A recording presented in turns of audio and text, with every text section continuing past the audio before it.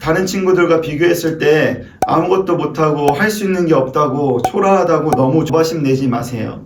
네, 오늘은 모두에게 타이밍은 있다, 모두에게 타이밍은 있다라는 제목으로 함께 이야기를 나누고 싶은데요. 메시는 17년 걸렸습니다.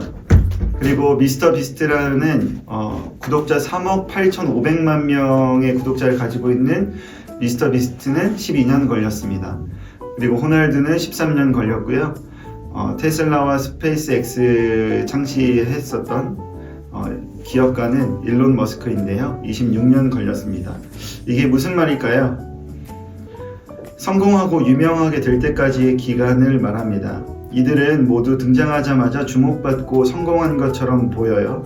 우리도 어쩌면 이들처럼 등장하자마자 내가 무언가를 하자마자 성공하고 주목받고 싶은 욕망이 있습니다. 그런데 이들은 그 숨은 기간들, 보여지지 않는 기간, 참아낸 기간들이 있었다는 사실에 우리는 주목해야 할 필요가 있습니다.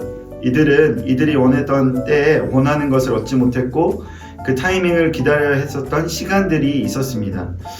성경에 앞에 말한 사람들처럼 뒤늦게 쓰임을 받은 인물이 등장합니다. 그 인물은요, 홍해를 가른 기적을 보여준 모세입니다. 하나님이 모세를 이스라엘의 이집트에서 독립시키기 위해서 선택하셨습니다. 그리고 모세를 사용하셨습니다. 모세가 어떤 모습이었을 때 하나님은 모세를 불러서 선택하고 이스라엘 독립을 이끌 지도자로 사용하셨을까요? 모세가 태어났을 때 일입니다. 이미 이스라엘은 이집트의 노예였고요. 그리고 이집트의 왕 바로왕은 이제부터 태어나는 모든 남자아이는 죽이라고 명령한 상태였습니다. 이러한 상황에서 모세는 겨우 목숨을 건져 죽지 않고 이집트 공주의 손에 자라게 됩니다. 이집트 왕의 계열에 오르게 된 거죠. 모세는 이집트의 왕자가 되었습니다. 모세가 엄청난 권력과 힘이 있었던 이때에 하나님이 모세를 이스라엘을 독립시키도록 선택하셨을까요? 물론 이때가 우리가 보기에는 완벽한 타이밍 같다라고 생각할 수 있습니다. 충분한 권력과 독립시킬 만한 능력을 모세는 가지고 있었기 때문에 그렇습니다. 모세는 이집트의 왕자였으니까요. 그런데 하나님은 이때 모세를 부르지 않았습니다. 모세가 나이 들고 이제 광야, 사막에서 그 어떤 힘조차 없이 외로이 양을 돌보고 있을 그때에 하나님은 모세를 부르셔서 이스라엘의 독립을 이끄시도록 하셨습니다. 왜 굳이 이때였을까요? 아무런 힘도 없고 나이도 많고 늙었을 때 하나님이 부르셨을까요? 그 전에 모세가 이집트의 왕자였을 때 불렀으면 훨씬 수월하게 독립을 시킬 수 있었을 텐데 왜 이때 불렀을까요? 우리도 이런 생각을 할 때가 있습니다. 지금이 너무 좋은 타이밍인데 뭔가 잘 안 될 때가 있어요. 내가 생각하고 계획하던 대로 되면 너무 좋을 텐데 그렇게 잘 안 될 때, 내 뜻대로 잘 안 될 때가 있습니다. 내가 생각한 대로 이루어지지 않을 때가 있어요. 남들은 이미 성공해서 나보다 훨씬 더 많이 성장한 것 같은데 나만 그대로라고 느껴지는 순간이 있습니다. 서로를 비교할수록 내가 더 작아지는 것 같이 느껴지는 그런 때 말이죠. 이렇게 내가 원하는 대로, 원하는 타이밍대로 안 될 때 그 이유가 분명히 있는데요. 그 이유는 하나님의 타이밍이 따로 있기 때문입니다. 그 타이밍에 관련된 일화에 대해서 한번 살펴보도록 하겠습니다. 영상 주세요. 위대한 이집트의 파라오는 어느 날 젊은 청년의 나이가 된 조카 추마와 아주르를 불러 이렇게 이야기합니다. 내 너희에게 각자 땅을 줄 테니 그 땅 위에 기념비적인 피라미드를 지어라. 각자 피라미드가 완성되는 날 수많은 재물과 함께 왕자의 지위를 주고 인생을 날로 먹게 해주겠다. 단! 반드시 각자 혼자의 힘으로 피라미드를 완성해야만 한다. 이 말을 들은 추마와 아주르는 생각했죠. 아니, 저 큰 피라미드를 혼자의 힘으로만 지으라고? 하지만 완성만 한다면 저 수많은 재물과 왕자의 지위가 나의 것이란 말이지. 좋아, 까짓거 한번 해보자고. 아주르는 즉시 자신이 받은 땅으로 가서 아주 크고 무거운 돌을 끌며 피라미드를 만들었습니다. 1년이 지나고 아주르는 피라미드의 1층을 완성했죠. 소식을 들은 마을 사람들은 아주르의 곁에 모여들어 그의 솜씨를 칭찬했습니다. 반면 추마의 땅에는 아직 공터로 남아있을 뿐이었죠. 이를 본 아주르는 혼란해진 상태로 추마의 집에 찾아갔습니다. 가서 보니 추마는 집에서 무언가를 열심히 만들고 있었죠. 아니 추마, 이거 참 어질어질하구만. 도당체 뭘 하고 있는 거야? 만들어야 할 피라미드는 만들지 않고 뭔 이상한 기계나 만지작거리고 있으니 말이야. 추마는 침착하게 웃으며 말했습니다. 닥쳐 아주르, 난 피라미드를 만들고 있는 중이야. 날 그냥 놔둬. 아주르는 코웃음을 쳤죠. 하, 그러시겠지. 1년 동안 돌 하나 쌓지 않은 주제에 이 바보 같은 놈, 네가 파라오의 명령을 어긴 걸 알면 널 교수대에 매달지도 모른다고. 당장 피라미드를 만들기 시작해도 모자를 판국에 이상한 기계나 만지작거리고 있는 추마를 이해할 수 없었던 아주르는 그냥 신경 쓰지 않기로 결심했죠. 피라미드의 2층을 쌓기 시작한 아주르는 한 가지 문제가 있다는 것을 알아냅니다. 돌이 너무 무거워서 피라미드의 두 번째 층까지는 도저히 끌어올릴 수가 없었던 것이죠. 더욱 강한 힘이 필요함을 느낀 아주르는 이집트에서 가장 힘이 센 베누를 찾아가 자문료를 지불하고 PT를 받습니다. 그리고 튼튼한 근육을 완성했죠. 힘을 얻은 아주르는 어떤 무거운 돌도 높게 들어올릴 수 있을 것 같은 느낌이 들었습니다. 이 와중에도 추마의 땅은 여전히 공터로 남아있었죠. 아주르는 생각했습니다. 추마 녀석, 정말로 파라오의 명령을 어기고 죽기로 작정했나 보군. 멍청한 놈. 그 후 2년이 지나고 아주르의 피라미드 건축은 진행되고는 있었지만 속도는 갈수록 느려지고 있었죠. 돌 하나 옮기는 데에도 한 달 이상이 걸릴 때도 있었습니다. 그리고 아주르는 지금의 건설 속도로 이 피라미드가 다 지어지려면 30년은 좋게 걸린다는 예상을 하게 되었습니다. 하지만 아주르는 당황하긴커녕 이렇게 생각했죠. 추마 녀석, 앞으로 3년 후면 내 피라미드를 따라잡을래야 따라잡을 수 없을걸? 아직 돌 하나 쌓지 못하는 바보 같은 녀석.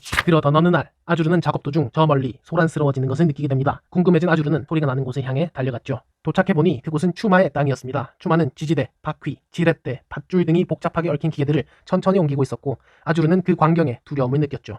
그리고 오래지 않아 그 두려움은 경악으로 바뀌었습니다. 겨우 몇 분 만에 추마가 만든 듣도 보도 못한 그 기계는 무거운 돌을 번쩍 들어올려 척척 피라미드의 기초를 쌓기 시작했죠. 기계는 추마의 조작 외에 어떠한 노력도 필요하지 않았습니다. 기계는 마치 마법처럼 무거운 돌을 빠르게 옮겨버렸죠. 아주르의 피라미드는 1층을 만드는데 꼬박 1년이 걸렸는데 추마는 단 일주일이 걸렸습니다. 아주르가 애를 먹기 시작한 2층은 더더욱 충격적이었죠. 추마는 2층 전체를 아주르보다 약 30배 빠른 속도로 쌓아 올렸습니다. 40일 정도가 지나자 추마는 아주르가 3년간 해놓은 고된 작업을 모두 따라잡게 됩니다. 아주르는 절망감을 느꼈습니다. 자신은 힘겹게 또 오랜 시간 일을 한 반면 추마는 그 일을 대신해줄 기계를 발명한 것이었죠. 아주르는 추마를 인정해주는 대신 맹세하며 이렇게 말했습니다. 더 강해져야겠어. 그리고 더 열심히 해야겠어.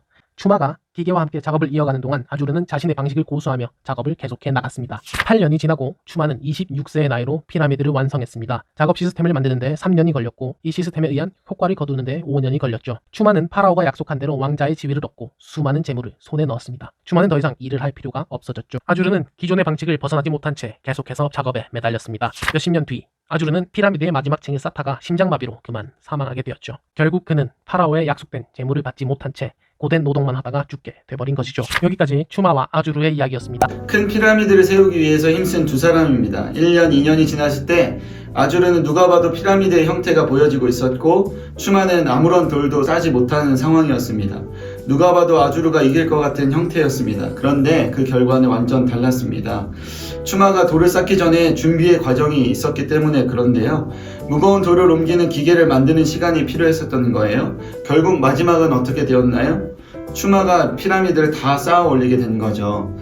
여러분, 대나무가 자라는 과정을 아시나요? 대나무는요, 다른 나무들과 다르게 처음에 잘 자라지 않는 것처럼 느껴져요. 처음 씨를 심으면요 5년 동안 싹난 모습으로만 남아있어요. 그런데 그 5년이 지나면 어느 순간부터 하루에 60cm씩 자라요. 3달이면 16m에서 25m까지 자라기도 해요. 대나무는 5년 동안 위로 자라지 않고 계속해서 뿌리만 내린다고 합니다. 그리고 어느 시점까지 뿌리가 잘 내려지면 그 이후부터는 자라는 속도가 하루가 다르게 빨라지게 되는 것이죠. 우리가 생각했었던 타이밍은 바로 쭉쭉 자라는 것이었는데 하나님이 당신을 향한 타이밍은 그렇지 않습니다. 여러분이 잘 자랄 수 있도록 준비되는 과정이 분명히 필요하고 그것이 되어지면 대나무가 자라는 것처럼 쑥쑥 자라고 추마가 피라미드를 쌓아 올리는 것처럼 순식간에 여러분은 성장하게 될 거예요. 지금은 다른 친구들과 비교했을 때 아무것도 못하고 할 수 있는 게 없다고 초라하다고 너무 조바심 내지 마세요. 하나님이 원하시는 때에 기다리다 보면 여러분도 언젠가 대나무가 자라는 것처럼 쑥쑥 자라나는 순간이 올 거예요. 빨리 열매 맺는 것보다 더 중요한 것은요, 알맞은 때에 열매가 필요한 때에 열매 맺는 것임을 잊지 마시기를 바랍니다. 모두에게 열매 맺는 아주 좋은 타이밍이 있거든요. 그 타이밍은 하나님의 완벽한 타이밍에 분명히 이루어질 것입니다.